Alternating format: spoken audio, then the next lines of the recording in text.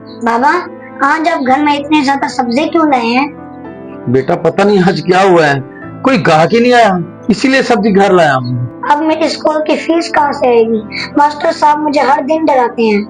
और बेटा तुम घबराओ नहीं, 15,000 रुपए घर में है मेरे पास। वैसे भी कल मुझे एक बंदे की कॉल आई थी, वो मुझे कोई ऑनलाइन काम सिखाएगा। तुम देखना घर बैठे बैठे पैसे आएंगे। सच? अब्बू, ये तो बहुत अच्छी बात है ना? हाँ बेटा ऐसे ही है, लेकिन बेटा तुम्हें क्या बताऊं, मुझे डर लग रहा है। कभी कभी आसान रास्ते धोखा दे जाते हैं। अब्बू, आप हमेशा कहते हैं कि अल्लाह पर भरोसा रखो, फिर डरो मत। हाँ बेटा, अल्लाह करे ये फैसला दुरुस्त निकले हैं, हम भी घर बैठकर पैसा कमाएं और सुख का सांस लें। क्या वाकई घर बैठे पैसे आएंगे? लेकिन बेटा मैं तुम्हें एक बात बताऊं, ये ऑनलाइन काम पे मुझे भरोसा नहीं है। अंकल जी, आप घबराए नहीं, आजकल सब कुछ ऑनलाइन है, बहुत पैसा है इधर। आप लोगों की मत सुने, ये तो होते ही चलने के लिए। जैसा मैं बोलूँ आप वैसा करें बस। बेटा मुझे तो इंग्लिश नहीं आती और मेरा हिसाब किताब भी कमजोर है, फिर मैं ये सब कैसे करूंगा? अंकल जी, आपको टेंशन लेने की कोई जरूरत नहीं, मैं हूँ ना, सब कुछ मेरे कंट्रोल में रहेगा। आपको बस पैसे भेजने हैं। मतलब पहले पैसे देने होंगे? कितने? जाहिर बात है, हर काम में थोड़ी सी इन्वेस्टमेंट तो लगती है। आप इजीली कितना दे सकते हैं? बेटा मेरे पास तो सारी जमा पूंजी 15,000 है, मैं तो सब्जी फरोश हूँ। बस ठीक है, परसों तक ये 30,000 हो जाएगा। अच्छा, अगर ऐसी बात है तो मेरा बेटा भी अच्छी पढ़ाई करेगा और मेरा घर भी अच्छे से चल जाएगा। जी जी ऐसा ही है, आप इसी नंबर पे पैसे भेज दें। ठीक है, मैं अभी दुकान पे जाके पैसे भिजवाता हूँ।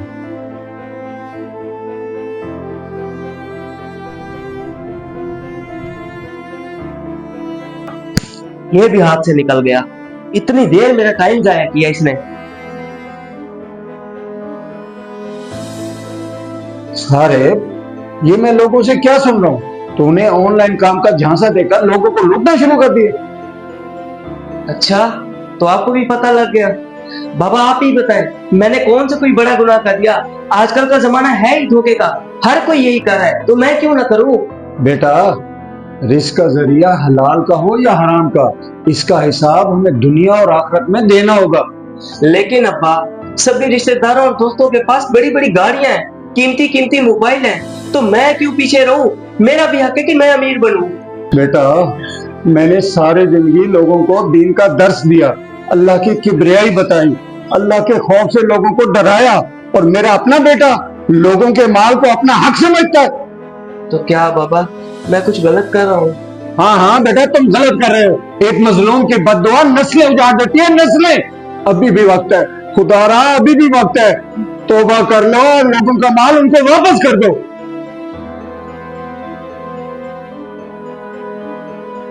यार भाई, बड़ा खुश नजर आ रहे हो, क्या बात है?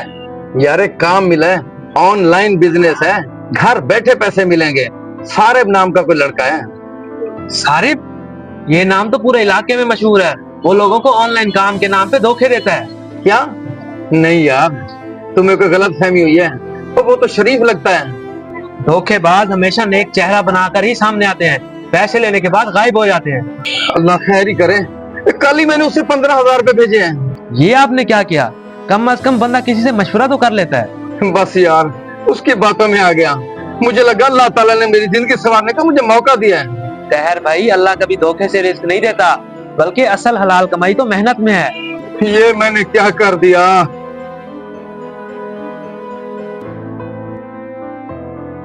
प्लीज अंकल, एक दफा मेरी बात तो सुन लें। और क्या सुनूं मैं, अब सुनने को रह क्या गया है? मुझ गरीब की सारी जमा पूंजी उजड़ गई। मैं मानता हूँ कि मेरी गलती है, मगर यकीन करें मुझे भी एक पल सुकून नहीं मिल रहा। और तुम जैसों के अंदर ज़मीर होता ही कहाँ है? अगर होता भी है तो मरा हुआ। बस मैं लालच में अंधा हो गया था, दोस्तों में भी इज्जत खो बैठा हूँ। अब्बा जी की बातों ने मुझे एहसास दिलाया है। अब बंद करो ये ड्रामे। अब मैं तुम्हारे ड्रामे में फंसने वाला नहीं हूँ। अंकल, बेशक आप मुझे माफ मत करें, बस एक दुआ दे दे कि मैं दोबारा किसी को धोखा ना दूं। खैर, मैं आपके पैसे आपको भेज रहा हूँ।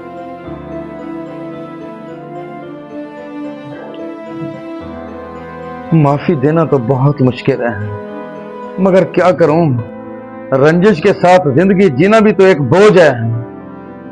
इस वीडियो को सदका जारिया समझ के आगे ज़रूर शेयर करें। हो सकता है आपका एक शेयर किसी की इस्लाह कर दे।